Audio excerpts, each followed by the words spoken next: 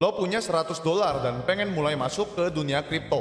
Tapi pertanyaannya, gimana caranya lo bisa mulai dengan aman, gak asal nyemplung, dan tetap punya potensi cuan? Ingat bro, di dunia kripto yang survive itu bukan yang paling kaya, tapi yang paling tahu cara mainnya.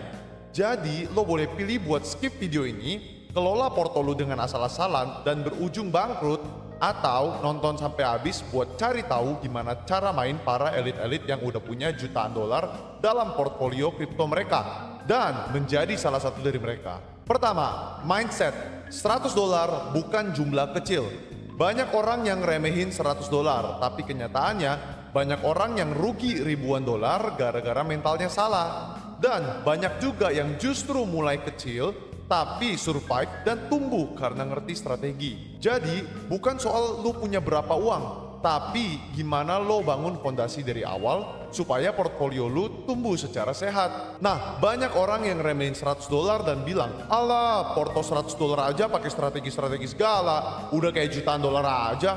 Itulah mindset orang miskin, karena mereka nggak tahu kalau kesuksesan dalam dunia kripto itu bukan terletak di seberapa besar modal yang lu punya, tapi di mindset dan habit yang udah terbentuk dalam diri mereka. Percuma punya modal gede tapi punya mindset yang salah, habit yang impulsif dan jelek. Modal gede itu ujung-ujungnya akan dimakan sama orang-orang yang jauh lebih pintar dari mereka dan ngerti cara main dalam dunia kripto. Kabar baiknya, habit dan mindset itu bisa dibangun dan harus dibiasakan dari modal sekecil 100 dolar sekalipun. Jadi, kalau lo mau disiplin ikutin mindset dan strategi ini dari modal 100 dolar, gua jamin lo bakal sukses dalam mengelola uang sebesar 100 juta dolar sekalipun. Karena kekayaan dan kesuksesan di dunia kripto bukan terletak pada nominal saldo lu, tapi terletak di dalam otak lu. Kedua, prinsip dasar bangun portfolio aman. Gue bakal kasih 4 prinsip utama yang lo harus pegang. Pertama, diversifikasi. Jangan taruh semua di satu koin. Kedengarannya klise dan basi, tapi sebosan apapun lo dengan kata ini, tetap harus lo terapin. Karena, balik lagi, sejago-jagonya orang analisa, sehebat-hebatnya orang mempelajari satu token, namanya di financial market, akan selalu ada faktor X atau uncertainty factor.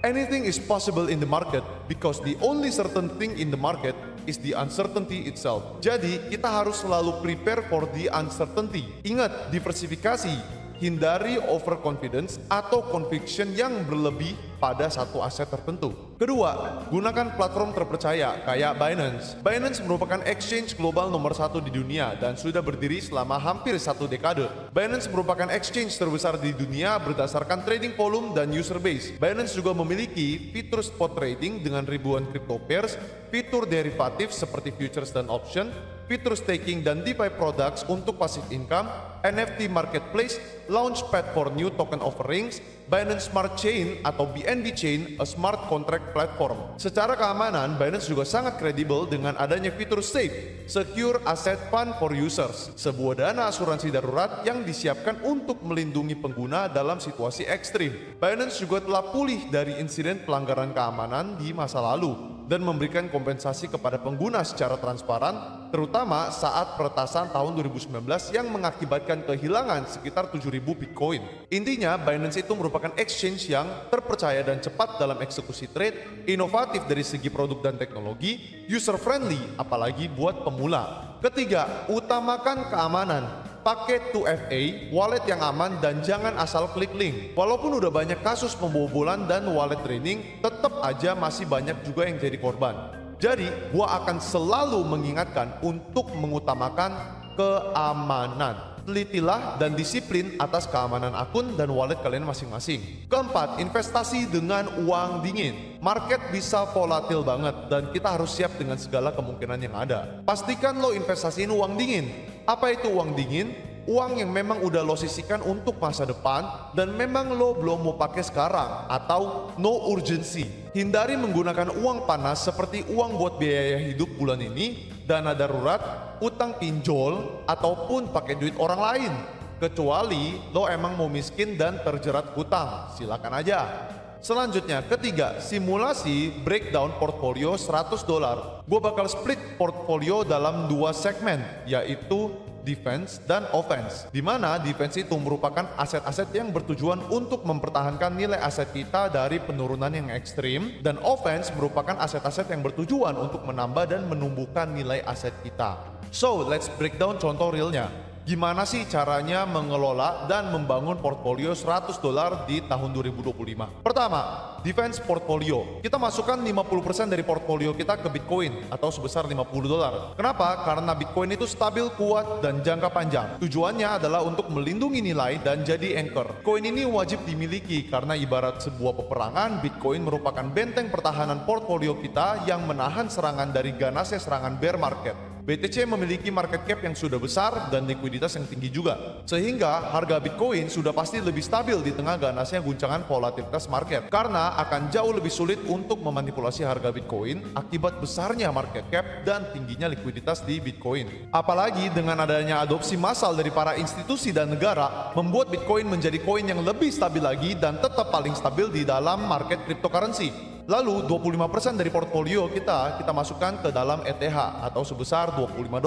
Kenapa? Karena ETH merupakan koin kedua paling stabil, kuat, dan juga jangka panjang. Sama seperti Bitcoin, ETH merupakan pertahanan second line kita dalam medan perang volatilitas market. Namun ETH diperlukan karena terkadang ETH bisa outperform Bitcoin dalam performa. Jadi kalau Bitcoin cukup aman untuk dikatakan full defense, ETH ini mostly defense, tapi ada sedikit offense-nya. Tapi yang pasti Bitcoin dan ETH akan menjadi kunci utama dalam mempertahankan dan melindungi nilai aset kita. Segmen kedua, offense portfolio. Kita masukkan 10% ke naratif coins seperti RWA, AI, dan DeSci, atau kurang lebih sebesar $25. Nah, kita bisa masukkan ke token-token misalnya virtual, bio protokol, atau token AI lainnya. Tujuannya adalah untuk growth dan mengejar momentum. Kehidupan ekosistem dan growth dalam crypto market bergantung kepada narasi apa yang sedang dijalankan. Jadi, harus selalu update dengan token-token yang berbasis naratif seperti virtual dari narasi AI, bio protokol dari narasi DeSci, dan token lainnya. Segmen portfolio ini ditujukan untuk menumbuhkan nilai portfolio kita, karena biasanya pertumbuhannya bersifat signifikan selama narasinya masih berjalan.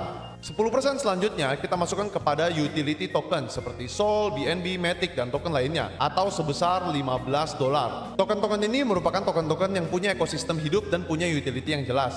Bisa di stake, dipakai bayar gas, atau untuk farming. Nah, utility token ini merupakan instrumen untuk menumbuhkan portfolio kita secara eksponensial dalam jangka panjang. Karena token naratif juga bisa growth secara signifikan, namun dalam jangka pendek aja. Artinya, selama narasinya masih berjalan, mereka akan terus bertumbuh. Namun, pada saat narasinya sudah selesai, maka pertumbuhan mereka juga selesai. Tapi kalau utility token, mereka memiliki usia harapan hidup yang lebih panjang karena token mereka memiliki kegunaan dan ekosistem yang jelas. Jadi selama token mereka memiliki ekosistem yang sehat dan kegunaan yang jelas, maka token mereka cenderung lebih stabil dan bisa bertumbuh dengan signifikan seiring dengan bertambahnya pengguna dan bertumbuhnya ekosistem mereka.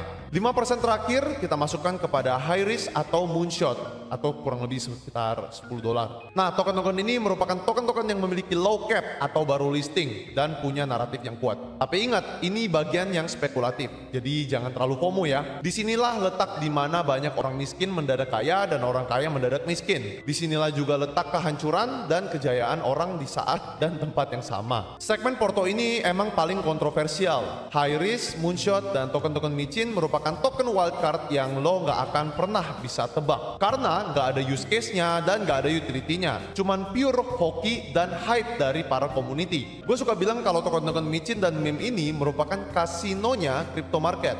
Boleh sisihkan 5% dari portfolio lo aja for fun and luck. Kasino, wildcard, terus ngapain tetap alokasiin dana ke sini? Mendingan alokasiin ke segmen-segmen sebelumnya dong. Nah, ingat, anything can happen in the market. Gue menganggap token-token micin ini sebagai asuransi. Kalau rug pull atau hilang, ya udah 5%. Tapi kalau ternyata ada yang terbang dan kali 20, nah, apakah lo nggak nyesel? Lo sayang-sayang 5% dari portfolio lo, tapi lo lewatin opportunity buat dapetin another 100% dari portfolio lo. Kalau gitu kita all in aja deh di koin micin, siapa tahu bakal terbang.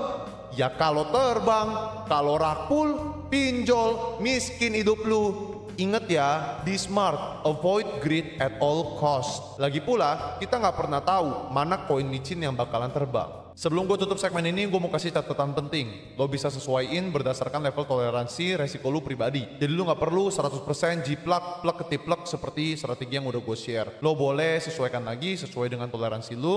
Tapi kurang lebih mostly ini cara gua mengelola portfolio gua. Kalau lo baru mulai banget, lo bisa gedein bagian blue chip dan stablecoin. Oke, selanjutnya keempat, keamanan dulu baru investasi. Gak peduli sehebat apa koin lo, kalau lo nggak ngerti cara jaga aset lo, semuanya bisa lenyap. Sekali lagi gue tekankan soal keamanan, karena keamanan ini adalah habit yang harus dibiasakan dan dipaksakan sedini mungkin. Tipsnya, selalu aktifin 2FA atau Two Factor Authentication dan jangan cuman pakai password. Lalu gunakan wallet terpercaya seperti MetaMask, Trust Wallet atau Cold Wallet kayak Ledger kalau udah mulai besar portfolio lu. Selanjutnya, waspadai phishing link. Scammer itu makin pinter, tapi lo harus lebih pinter. Selalu teliti kalau lo lagi ngeklik atau nerima link dari orang yang lo nggak kenal. Dan yang terakhir, selalu double check alamat sebelum transfer aset lo. Lo bisa punya aset yang terbaik, tapi semua bisa hilang dalam satu klik kalau lo ceroboh. Kelima, tools bantu monitor portfolio. Jangan jadi investor buta. Gunakan tools yang bisa bantu lo evaluasi dan analisa. Gua kasih beberapa rekomendasi tools yang bisa membantu lo. Pertama, ada Binance Portfolio Tool. Lo bisa tracking aset, distribusi portfolio, bahkan auto rebalance. Nanti linknya akan gua taruh di bio semuanya ya. Kedua ada CoinTrees Portfolio Tracker. Dan yang ketiga ada The Motley Fool's Portfolio Principles. Lo nggak perlu jadi expert buat mulai, tapi lo perlu alat yang tepat supaya nggak ketinggalan arah. Jangan tunggu lo punya ribuan dolar dulu buat mulai. Justru $100 pertama lo adalah momen paling penting buat nentuin arah mindset lo. Kripto bukan cuma soal cuan, tapi soal cara lo mikir. Jadi sekarang lo udah tahu gimana cara bangun portfolio kripto yang aman dengan modal kecil. Tinggal pilih aja, lo mau nonton terus atau mulai melangkah dari sekarang. Welcome to Cairo, jalan untuk memahami, bertahan, dan sukses di dunia kripto. Subscribe channel ini, nyalakan notifikasi, dan join komunitas gua buat diskusi, tips, dan info altcoin serta airdrop secara gratis. Klik link di deskripsi buat daftarin diri lu ke Binance dan dapatkan diskon 10% biaya trading seumur hidup. Satu video, satu langkah, satu portfolio. Welcome to the game, dan sampai ketemu di video berikutnya.